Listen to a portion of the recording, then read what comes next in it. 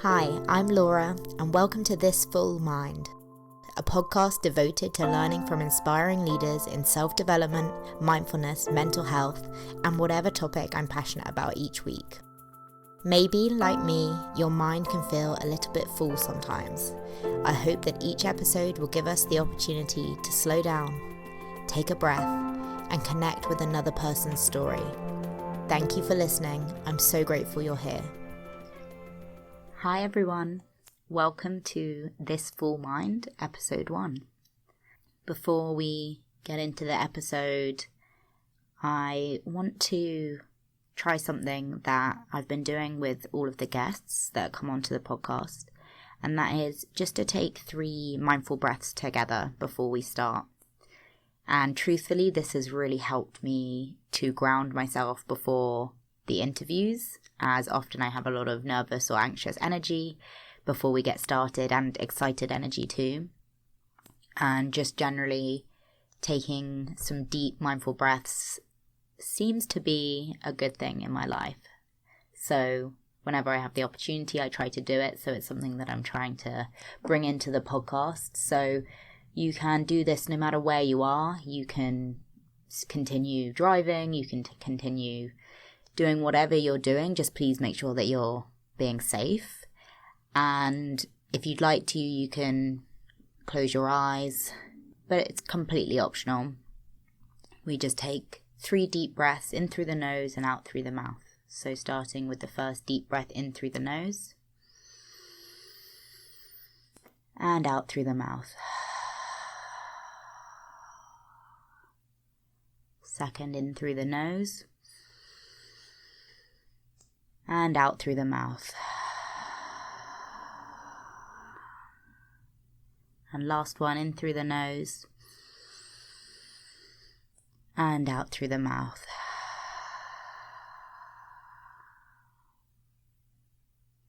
Just noticing if you feel any difference from before the deep breaths to now. I definitely feel a little more grounded and a little more aware of my body. So I'm going to be trying that in all of the subsequent episodes. So just an invitation for you to try taking a deep breath with us. So, well, thank you so much for being here. Welcome to This Full Mind. I'm really excited to be hosting this new podcast. And this episode is really just my opportunity to speak to you all. Going forward, my aim for the podcast is to have different guests on every week. And I'm really looking for guests that are people who have either inspired me personally or inspired others in the areas of mindfulness, self-development, and mental health. These are all areas that are really important in my life and have helped me immensely in so many different ways.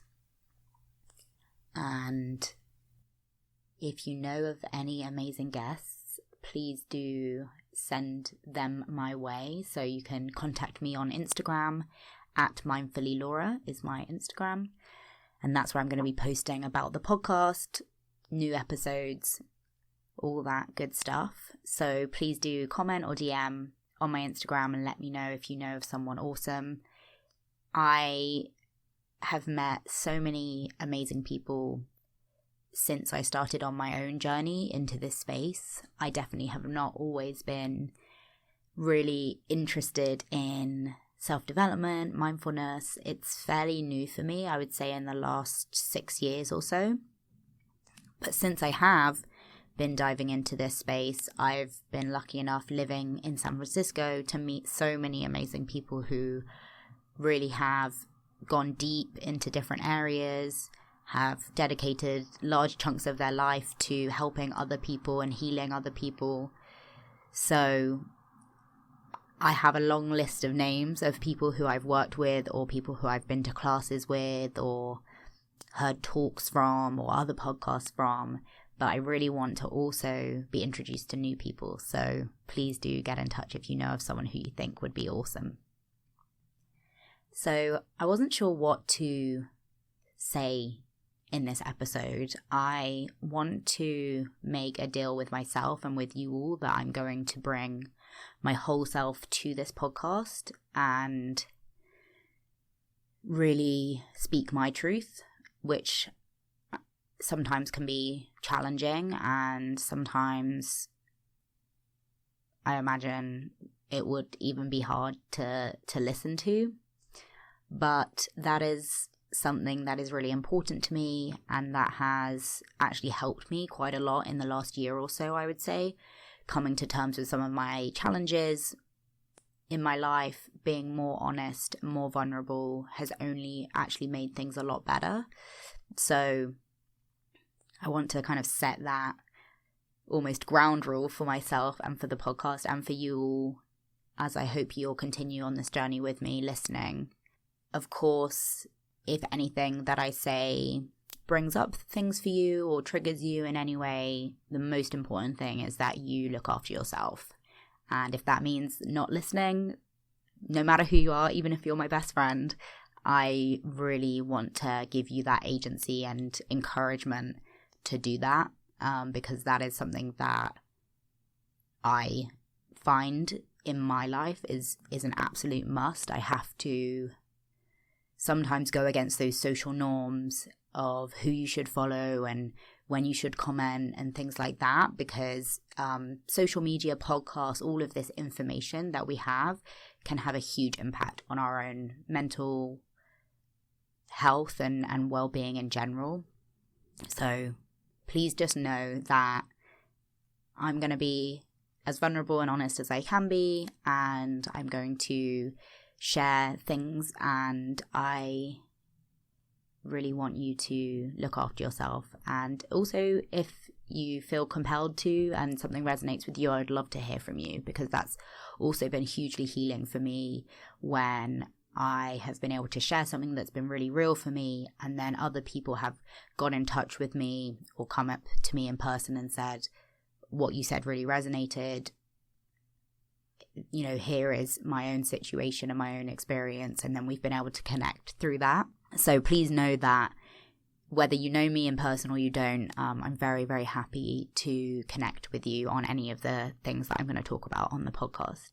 So I decided to write a post last night on my Instagram stories and asked people for questions that they wanted to hear. So I have a few questions, and I also have a few questions for myself that are questions that I thought of when I came up with the idea of the podcast, questions that I want to be asking the guests to really help me understand them better. So I'm going to go through a couple of the questions that people asked me, and also some of my own personal favorite questions for the guests. And yeah, my aim is really just for you to be able to get to know me a little bit better before we dive into episode after episode of me interviewing others. To start with, I had a really good question last night on Instagram from someone who asked me, was there an event that introduced you or opened you up to mindfulness? And this is such a great question because I have a very concrete answer. So about 6 years ago, I was going through a pretty rough patch in my life. I'd just broken up with a long-term boyfriend. I'd moved out of our house that we owned together. I was in a very dark place, very confused, and honestly at points really felt very hopeless and that my life was over and that I didn't have the resources to get better. And it was actually in that time that I got a job at Google. And this podcast has nothing to do with Google, but I'm still currently working there. So I think it's an important thing for you to know potentially, because I will likely talk about it at different points as it's a huge part of my experience. So I started at Google, and that job offer felt kind of like a lifeline to me because I was in such a dark place. And I had such high hopes. I really felt like when I got to Google, I was going to find my place in the world. I would feel more whole and fulfilled, and I wouldn't feel so empty. I wouldn't feel so stressed, so anxious. And after a few weeks, it became very apparent to me that, in fact, all of those feelings that I'd been feeling were still very much there. And they weren't just going to magically go away because I'd changed my circumstances somewhat by moving to a new company. And I was in London at the time. I'm originally from England. I should probably say that for anyone who may be confused with my accent. So this was in London, working at Google. And while I was there, I walked past a poster one day that showed a program, a course that was offered at Google called Search Inside Yourself. And it kind of mentioned that this was a course that could help with wellness and well-being, as well as leadership. So when I sat in this class, Search Inside Yourself in London, it was maybe 50 of us, 40 or 50 of us. And it was the first time I really felt I was able to sort of speak really truthfully with someone about what I was experiencing. The class has its foundations in mindfulness and introducing mindfulness and tapping into the emotions in your body and then being able to give a voice to them and then learning eventually to manage them in a way that is of utmost benefit to you. So sat in this class, I was tapping into my emotions and I really just felt such a wave of grief and sadness over all the things that were happening in my life, and I was crying. And the person who I was partnered with for this exercise, I remember, was just so kind, and their eyes were welling up with tears too, just because they could really feel what I was going through, and they were able to connect with me. And it was just so beautiful to experience that with a complete stranger, because although I had great friends, I definitely felt like there were barriers that I put up with people around me that prevented me from having those pure moments of connection with them. So that was an amazing experience for me over those 2 days, and I came away really enthusiastic about mindfulness and about the benefits in my life. It was not then okay, now I'm completely fixed and everything's great and I'm going to be meditating for an hour a day. That is definitely not true. I'm still very much, as we all are, going along my own journey, learning new things about myself. But mindfulness has been that foundation that's allowed me to start that journey and to support myself through that self-exploration. So shortly after the mindfulness course, I realized that I actually needed some help and started going to therapy to work through a lot of the things I was going through. And although I'd had depression and anxiety for many, many years, I never really felt like I was able to go and ask for help or that I could face it. And so this kind of gave me a new ability to actually see that it's okay to feel these things and it's okay to get help and it's okay to talk about them.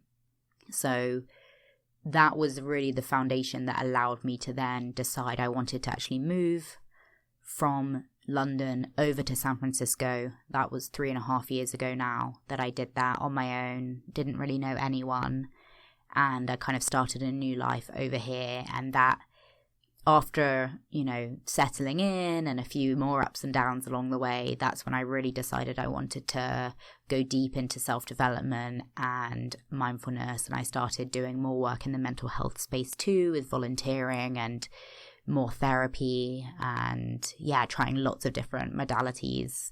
And I've just found such solace in the healers that I've met, the different practices and different self-care strategies, I would say, that I've adopted along the way.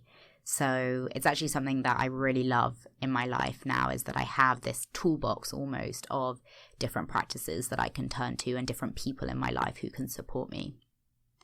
So that was a fairly long-winded answer, but that is how I was introduced to mindfulness. And Search Inside Yourself, I will say, has been a huge part of that journey. As you heard, I actually now facilitate that course myself. So about 2 years ago, I applied to be a trainer for the course. So I now pass on my learnings to others who also work at Google. So I probably teach about 100 people or so every few months, and I absolutely love it. It's such a highlight of my life and my job at Google. I'm very, very lucky and privileged to be doing that and passing on the things, the tools that have been so useful to me. So you can also find out about Search Inside Yourself online. They are a non-profit external to Google, and they actually offer courses that anyone can go to. They are paid courses, and they have a bunch of different offerings. They also offer this in other big companies too now, which is awesome. So another question that is a question that I am going to be asking the guests is, what is lighting you up in your life right now? I love this question because I think so often we will say, who are you? What's going on in your life? And we can easily go to the things that are maybe taking up the most space or taking up the most time. But what I really want to know about someone is what's making them really excited, really full of energy and life. And for me, I think what's really lighting me up right now is actually music and singing and playing the ukulele.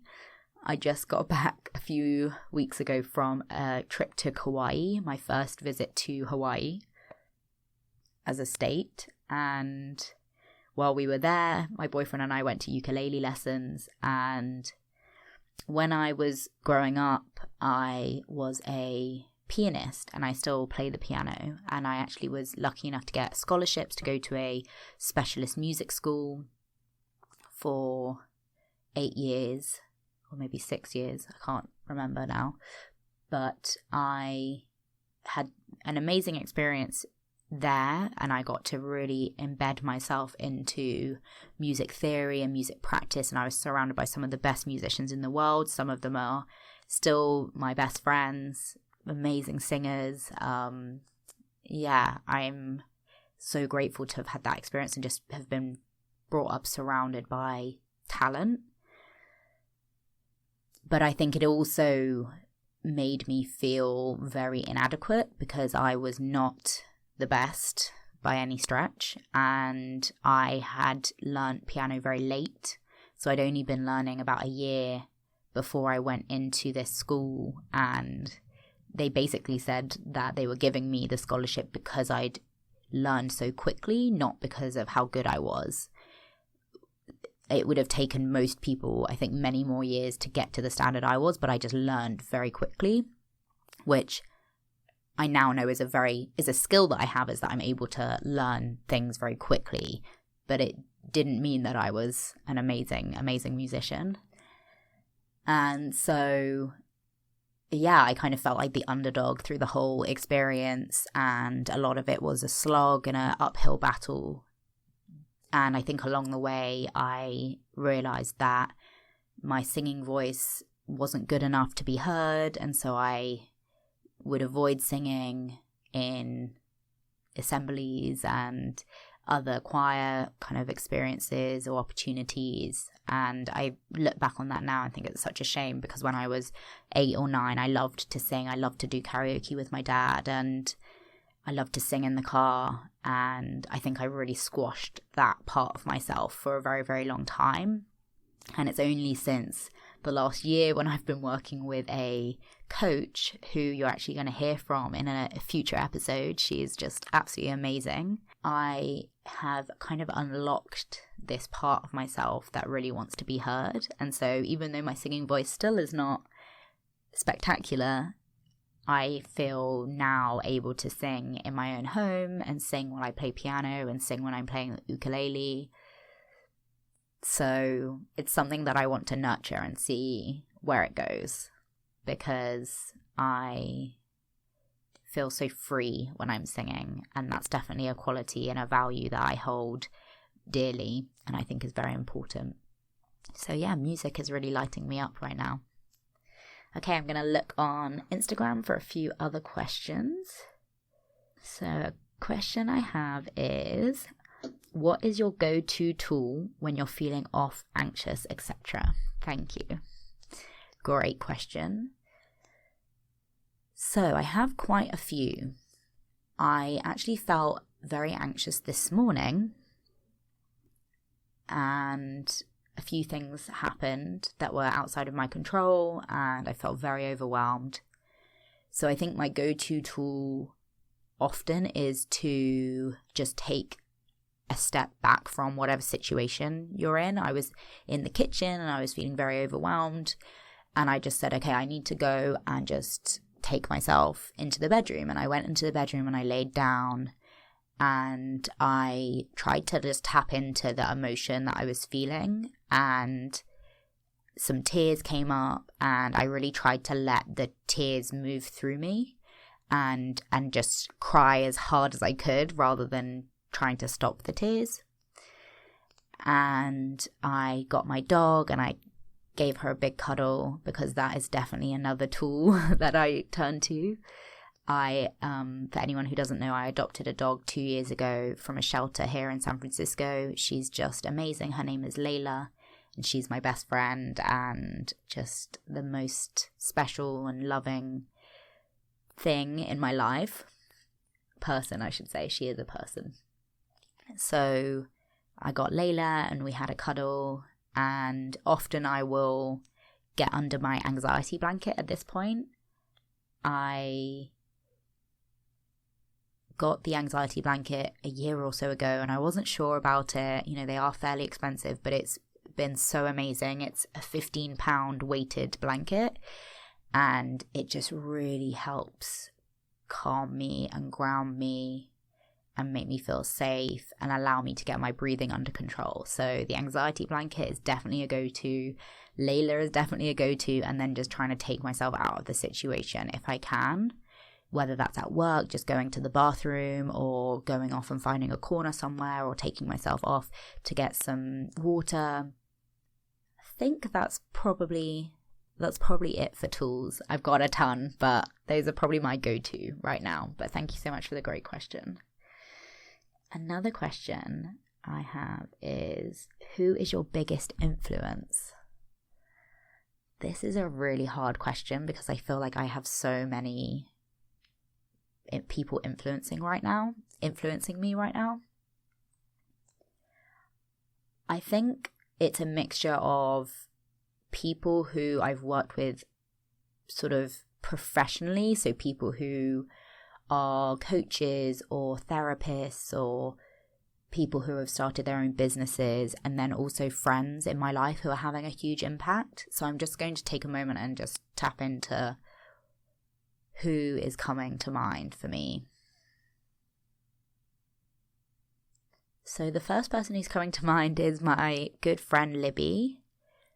And I think the reason why she influences me so much is because she has, I think, shown me how possible it is to be really strong and to dive into parts of yourself that maybe are scary or you kind of want to lock away. And she inspires me and influences me because I think she allows me such a safe space where I can say things that I probably wouldn't say to anyone, and that makes me feel very safe and able to open up and be my true self. She's also the person who introduced me to my coach, who has been a huge influence in my life. So that's probably my second person. So I'll always be so grateful to her for being so vulnerable and honest with me about the work she was going through, because it allowed me to see, oh, that's something I really need as well. And so then I started working with my coach. About 9 months ago, I started working with Whitney, and you're going to hear from her actually on episode 4. I'm really excited to hear what you all think. But Whitney is a sexual empowerment coach and has really helped me with a lot of challenges around feeling safe in my body, allowing all parts of me to be expressed, and really tapping into like what my body needs. So similar to mindfulness techniques, really bringing that awareness to the body, but then rather than just watching and observing, actually allowing movement to happen if that's needed, allowing a scream to happen if that's needed, allowing tears or crying to happen, and sort of experiencing that movement of energy and emotion. That's been huge for me, and we've worked together for about 9 months, and it was a hugely influential experience for me. We also went on a retreat together, myself and 6 other women, and then our kind of healer team of coaches and health chefs and all the rest of it. And it was just the best experience. I think one of my favorite experiences ever, to be surrounded by such powerful, courageous, vulnerable women. So yes, those 2 people are definitely huge influences for me. I'm sure there are a ton of other people, but I'm going to leave it to Libby and Whitney for now. Someone asked me a question: would you consider yourself a health enthusiast? Yes, I would. Yeah, I think that it's great to want to be healthy. I also think that I can have a tendency to go to extremes, and I believe that orthorexia is a very real disorder, and that is, for anyone who doesn't know, obsession with healthy eating or healthy being. So it's actually, I think, a registered eating disorder, and I myself have gone through various different stages with my diet, and some of those stages have been extremely restrictive, and I'm sure it will be something I talk about more. I definitely wouldn't say I had orthorexia. I think that the restrictive eating is a symptom of something else that I'm going through. But I can really see how anything can be taken to extremes, and I know that my personality is very extreme. I used to have a problem, I would say, with alcohol and with drinking and binge drinking and making myself very, very sick every weekend or at least every week through too much drinking. And that's, again, just my nature of taking things to extremes.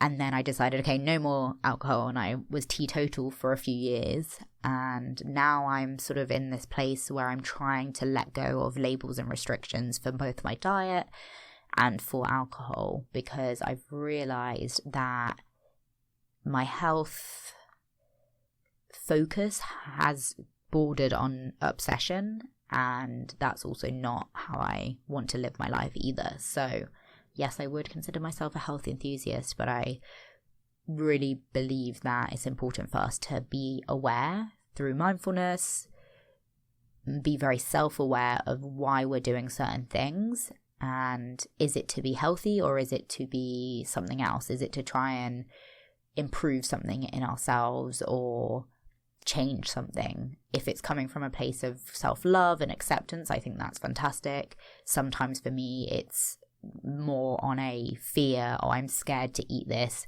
in case something happens. Maybe I get a bad skin, or maybe I put on weight, or whatever the outcome might be. So I'm trying to watch through tools of self-awareness that inner voice and that inner knowing, and allow that to guide me on whether it's a healthy decision for myself or not. Thanks for that question. Okay. Another really great question. How do you not let other people's troubles get to you in the least selfish way possible? Such a good question. How do you not let other people's troubles get to you in the least selfish possible way? So this is definitely something that is ongoing, I think, for all of us. As we go through this life, we meet so many different people, and they can have so many different impacts on our lives. something that I have been working on for the last few years is around setting boundaries. And this has become really important for me because for one time, I really didn't know that you could set boundaries with people. In relationships, I didn't know you could say, this is a non-negotiable, this is something I need. I was very accommodating and codependent, which we'll talk about in depth, I'm sure, at some point. And that also trickled into my friendships. I would also find myself doing things that I didn't want to do and behaving in ways I didn't want to behave because I didn't feel like I could say, actually, that's not for me. Actually, that's not something I want to do. So it was actually a very good friend of mine, Megan, who really influenced me, actually, another big influencer in my life. When I was dating, in my sort of period where I'd taken a good amount of time not dating, I was doing a lot of this self-development work, and then I was going out on dates and still meeting people who just weren't a good fit for me. And she really taught me how important it is to know what you want and then to set boundaries with people. So you can go on a first date and say to someone, actually, this is what I'm looking for. And I never did that because I was so afraid of rejection. All I really wanted was for them to like me. And that's, again, tied up with this codependency. Same with friendships. I felt like if I set a boundary and said, oh, actually, I don't want to do that, that they would then reject me. And this also comes back to relationship attachment style. So that's been something I, over the last few years, have dived into pretty deep. I know that I have an anxious attachment style, so I can be very drawn to avoidant people, so people with an avoidant attachment style. And then there's also people with a secure attachment style. And anxious and avoidant tends to go together, and they're also the ones that really clash. As you can imagine, that a person like me who's feeling anxious attachment wants to go closer and cling on, and then the person who is avoidant wants to move away. And so it kind of creates this dance between the two that can be very anxiety inducing and highs and lows and passion, but actually isn't sustainable long term in a lot of cases, and it wasn't, certainly for me. So yes, learning about those things have been really, really helpful for me to understand how I can set boundaries. So coming back to your question of like, how can you not let other people's troubles get to you in a not selfish way? Some of it for me has been realizing, first of all, having self-awareness to say, how are these people's troubles affecting me and why? So if there's a person who is coming to me and telling me things very regularly along the same theme, and that is really triggering me, so that means like it's producing a strong emotional response in me, I try to take some time to look into why that is. And this I find really fascinating because someone coming to me with a completely different thing may not trigger me at all. In fact, I may really want to lean in and help them, but then I might get this odd person, this one person who is coming to me with something that's actually producing a very strong response in me. So I try to initially just create or a curiosity, I would say, around it to say, okay, why is this bothering me in some way? What is it about this? Is it because I really resonate with this? Is it almost like a mirror, like what they're saying I see in myself? Or is there a fear there that maybe what they're saying you do have in yourself, but you're scared of it and you're rejecting it? So that's called your shadow, and that's also something I'm really into, but no time for that now. So my first step is really take a look at myself and understand what my role is in this dynamic, and maybe journaling on that and doing some, maybe just a mindfulness practice, maybe just 10 minutes just to clear your mind and see what comes to you, and try to be open and curious, knowing that no matter what comes up, it's all allowed, it's all fine. And then I think if you have a good understanding, perhaps what that person is going through is triggering you because some event from your childhood or some event from your recent life. I think that's where boundaries can really come in. So you can say to people, I'm here for you and I love you and I know you're going through something, but for my own health, I need to just ask that we limit these conversations to whatever. Maybe that's once a week, maybe that's never.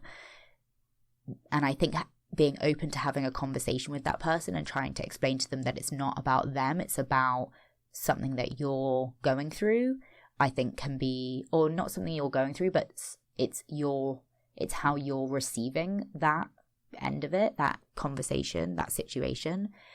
That helps. I think that can really help, so that the other person doesn't feel like you're blaming them or that it's something that they're necessarily doing wrong. So yeah, self-awareness I think is really key, understanding what's behind this reaction for you, and then going to set boundaries if that's possible. And I think another thing that's been really useful for me, especially with family, is empathy practice. So this is something that we do in the mindfulness course, Search Inside Yourself, is we actually remind ourselves that whoever the person is that is bringing up something for you, they are a person just like you who just wants to be loved, just wants to be accepted, just wants to be happy. This can be really useful with family, with work colleagues, and really all you have to do is just close your eyes if you can, bring this person to mind, and just say to yourself, this is a person who just like me wants to be happy, wants to be loved, wants to be accepted. This is a person who has felt pain. This is a person who has felt great sadness, just like me. And allow yourself to really see them as that human. Whether that's seeing them maybe as a child or seeing them in those times of difficulty, just allowing your mind to imagine. Because often, we're only seeing the person at a very small slither of time. And they are a whole human just like you are. And really all we want, all of us, is to be loved and accepted. So that practice before a meeting with a colleague that maybe you find challenging can be a really useful practice. So I hope that answers the question, and I love those kind of questions, so thank you so much for asking it. Okay, so we're getting up to time. I am really grateful to have this time to speak with you all, and I hope that we'll continue to dive in more together, and would love to hear your experiences. And if you want to come on the podcast, please do let me know. I'm very open to that as well. I really am excited to hear what you think about the next episode with Ryan Allen. I had so much fun recording with Ryan, and then episode 3 also with Nkechi.